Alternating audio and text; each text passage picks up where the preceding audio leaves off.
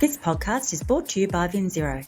VinZero pioneers solutions and services to the AEC and manufacturing industries to support net zero targets. Visit vinzero.com to learn more about how organisations design, build and solve through digitalisation. From VinZero to you, welcome to our Think Future podcast series. Each week we'll share conversations with industry leaders from around the world to find out how they're thinking future. Subscribe to VinZero Think Future for access to more episodes, interviews and profiles.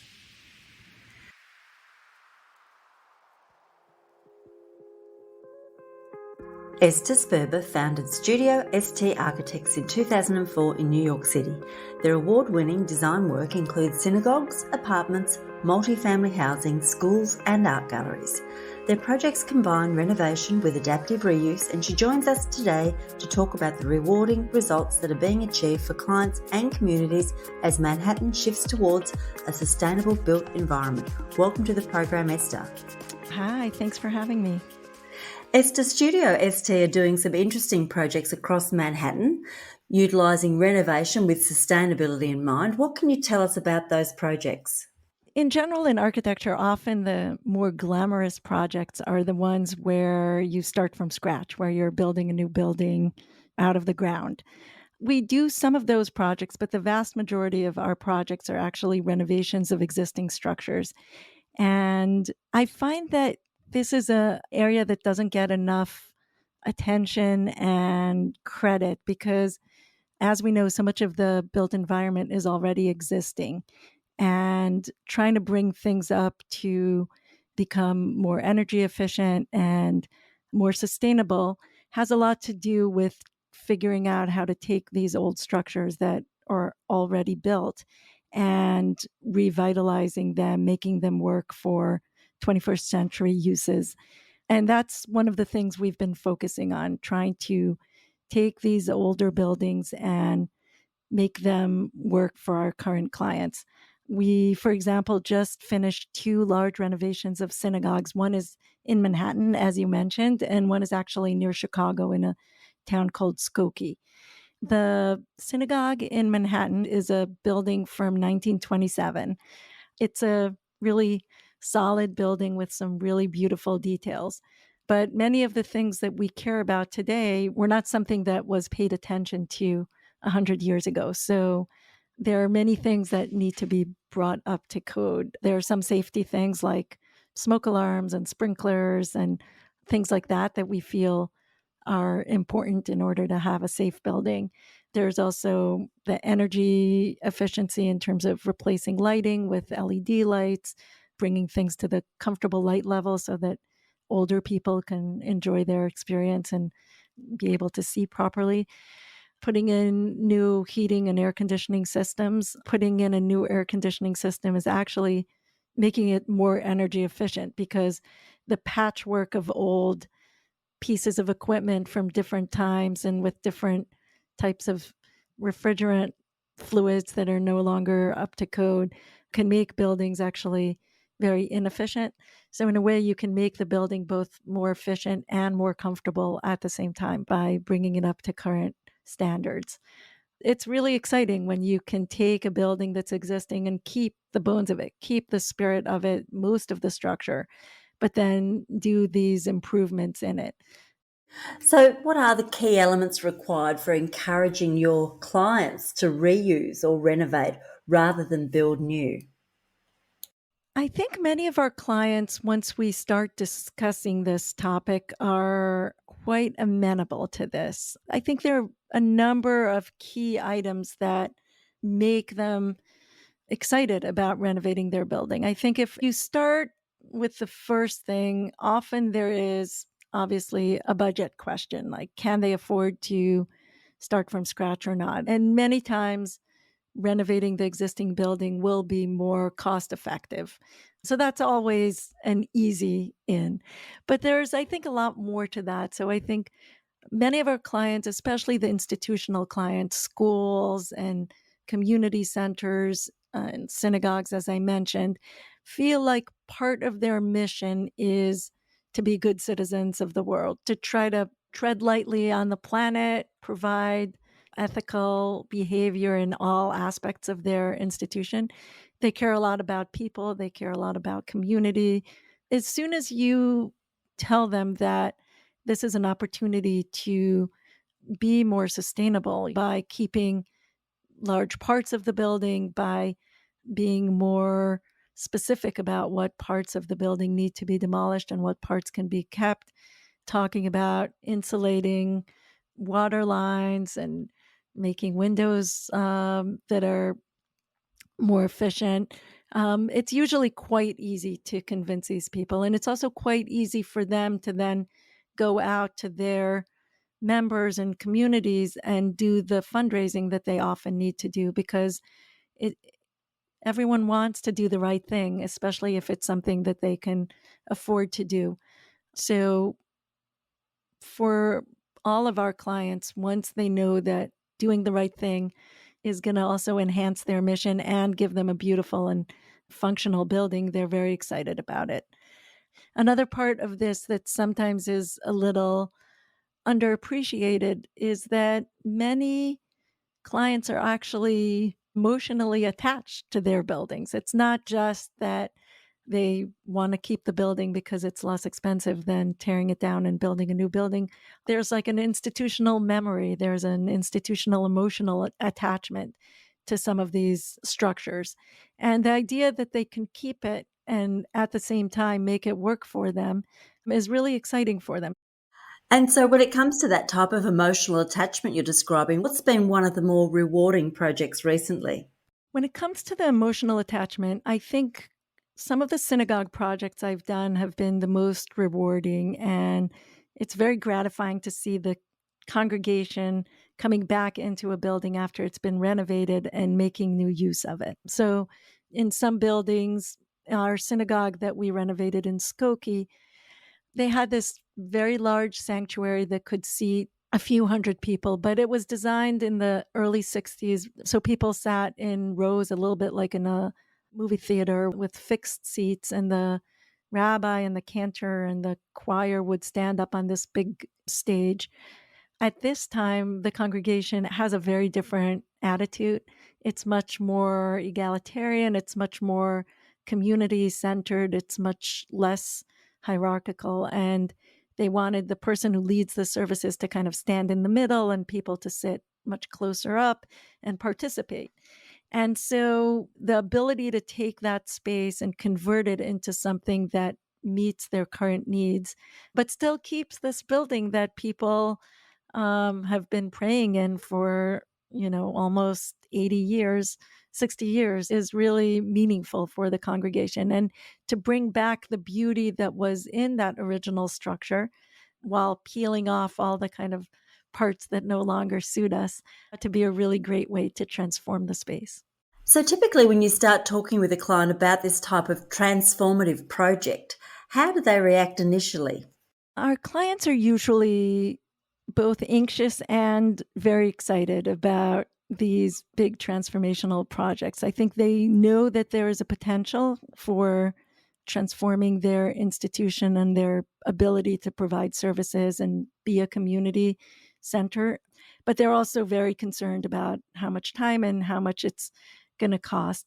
In terms of the sustainable aspects of it, I feel like it's almost a no-brainer at this point. This isn't something that was true maybe 10 years ago. People really get that this is something that we must pay attention to. And I think they're committed to trying to do their own best with their own real estate and abilities. I think they feel like this is not only something that they personally are committed to, but also something that they feel institutionally committed to and as a society. It's interesting because in different places in the world, there's been recent climate calamities. And I think sometimes you're in one place and you feel a little insulated from it and you kind of see it in the news and it's happening somewhere far away.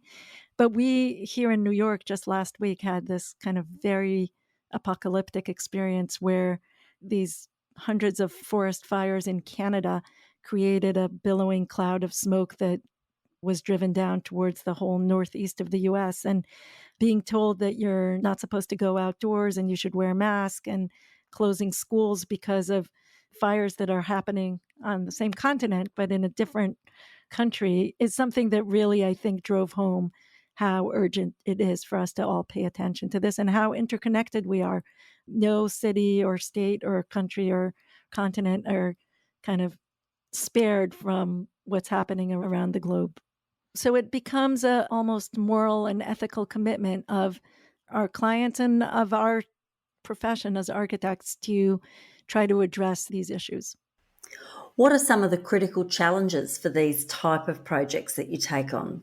One of the challenges is that even while you're trying to tread lightly on the planet, there are aspects of bringing a building up to current standards and current codes and adapting it to the uses that we're expecting now. There are aspects of that that definitely have impact. And a lot of our projects include a certain portion of demolition of existing parts of the building, walls, ceilings, floors, structure, old plumbing fixtures. And I think one of the challenging things is trying to find ways to dispose of these things or reuse some of them in an efficient and ethical way. Where do you think the efficiencies are gained when it comes to providing these types of renovation works for your clients?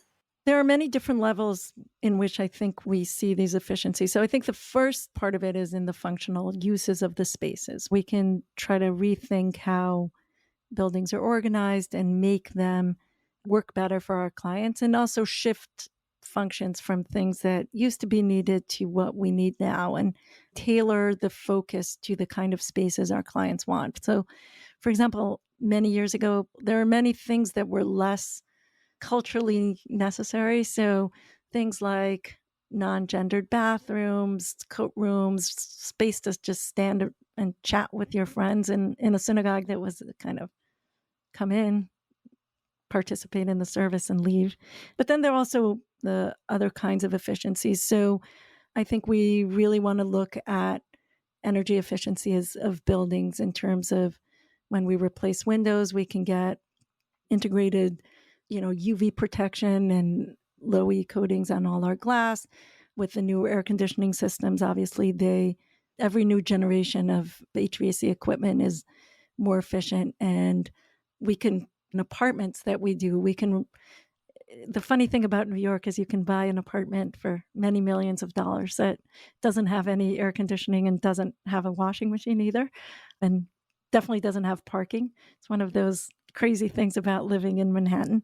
But all the old buildings still have window air conditionings, which are noisy and inefficient in many different ways. But when we replace 6 or 8 of those window units with one central system, the energy that they're using is equivalent to one of those window units. So we're bringing it up to code. We're eliminating all the heat loss that we have in the winter because most people just don't take those window units out in the winter. So it's almost like they have an open window and they just crank up the heat.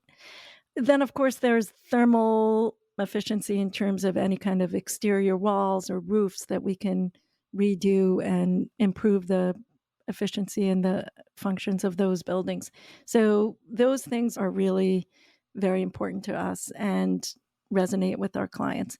We also really like to try to select new materials that we know are healthier both for the inhabitants and for the planet. So obviously avoiding VOCs, the kind of wood treatment that we use, the kind of fabrics, all of that is something that we pay a lot of attention to. And then I think lastly, there's the wellness aspect. So there are so many different ways to rate buildings, and we're not so focused on the ratings, but in terms of the sensibility of what we're trying to achieve, there are the environmental efficiencies of the building, but then there's also the wellness experience of the people using the building. And that, I think, is equally important to us. And in that sense, we can do a lot to improve the experiences, bringing in daylight, which obviously is also helps with the energy because we don't need to light the space as much, but also really allows people to see what time of day and what season of the year they're in. At our Skokie synagogue, we actually replaced these very dim, kind of fake stained glass windows. They were actually made out of plexiglass with new windows that are double glazed and also operable. So people, I think post pandemic, people are very aware of having fresh air, of the ability to open windows, which I think a lot of buildings were not focused on in the past. So we can open all the windows and bring in fresh air when the weather is good. It has kind of lovely weather in the spring and fall and even in the summer. And then we put in a very large triangular skylight over the main sanctuary prayer space that really allows you to experience the time while you're sitting in prayer. You can see the sun setting um, and the sun shining on nice days. You can see the weather. You can see it when it's raining and when it's spring. So that really elevates the experience of the people in the space. So those are additional things that I feel are very important and something we try to focus on. Are you looking for a digitalisation and net zero partner to help you achieve your goals? Join the thousands of AEC and manufacturing customers globally who have turned to VinZero to start their journey toward a net zero future. With 32 offices around the world, VinZero can connect you to the right technologies and workflow processes so you can maintain your competitive position and increase profitability. VinZero has an industry expert to help you navigate the best pathway forward wherever you are on your digitalisation and net zero journey. Visit vinzero.com to find out more. So we've talked quite a lot about synagogues and institutional renovation work. What are some of the trends you are seeing in the design space when it comes to commercial or residential applications in Manhattan? Some of the new trends that we're seeing actually came out of people's experience with the pandemic, where we realized how much we need outdoor spaces. So we recently completed an apartment building, a ground up multifamily building in Jersey City, which is right across the Hudson River from downtown Manhattan. And we actually designed it in 2019. So not yet knowing what we now know, but our client was very future thinking in the sense that he wanted every tenant, there are 10 apartments in a commercial space on the ground floor. He wanted every apartment in the building to have access to private outdoor space and also some communal spaces. And so each apartment has a nice little terrace, either overlooking the street or overlooking the backyard and the kind of roof view of Jersey City. There are 2 apartments on the ground floor that have the use of the backyard. And then we have some communal shared spaces. We have a portion of the roof, which is a green roof, which is in order to make the building more sustainable and part of the Jersey City new zoning requirement. And the rest of the roof is kind of a shared outdoor space for tenants with seats and picnic tables and actually a little vegetable garden that people can get their own planter box and grow tomatoes. We also have a little gym that people can use. And then a few other things that were added were the very spacious bike room in the basement to encourage people to commute using bicycles. We made a bike room with a room for about 2 or 3 bikes per family. And this turned out to be not only, again, I think I'm going back to the theme of when you do the right thing, it's also often financially or functionally productive. This turned out to be a great selling thing for the owner. And these are rental apartments. They all rented out within the first week that he put them on the market. And the tenants are incredibly happy about these amenities. So it certainly seems to be a theme there for concern over well-being when it comes to the design elements.